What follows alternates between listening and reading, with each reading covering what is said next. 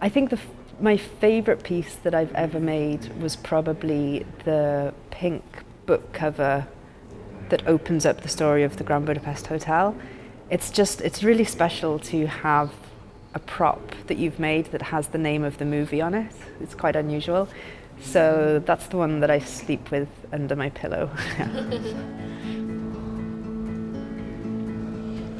My name's Annie Atkins and I'm a graphic designer for filmmaking. Yeah, I have students come to my workshops from all around the world actually, and I'm mostly teaching graphic designers or design graduates how to translate their existing skills to filmmaking. I think the world of design for filmmaking is quite different to commercial graphic design, so it's really about understanding this new world and also getting people to step away from their computers and start making things by hand again. Hand lettering and also handcrafting. Whereas before in commercial design I was really designing using my computer and my screen, and then when I moved into filmmaking all of a sudden I was designing very tactile pieces that really had to work in an actor's hands. So all of a sudden it was almost like model making in a way, and I found that quite challenging. And today now, even after with 10 years of experience doing it, it's sometimes the biggest challenge is making sure that these things are actually going to work when the cameras are rolling and the lights are on and the actor's ready to do their bit. We're not really designing as graphic designers so much as we have to kind of step into the shoes of the character that we're creating the prop for.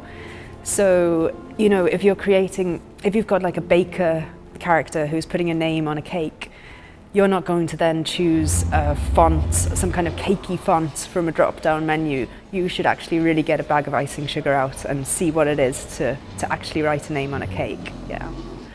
But there's a phrase that's bandied around a lot on film sets, and that's like, we're not making a documentary about 19th century newspaper layout, we're telling a story. So we do start with a real piece, but we always develop it to suit the story that we're telling. I think a lot of the students who come to me, they feel that in order to create something of value, they have to be completely original. And in filmmaking, I don't think that's true at all. In fact, I think it's the opposite. We really need to draw inspiration from the world around us. So we're always like stealing and borrowing things from real historical pieces.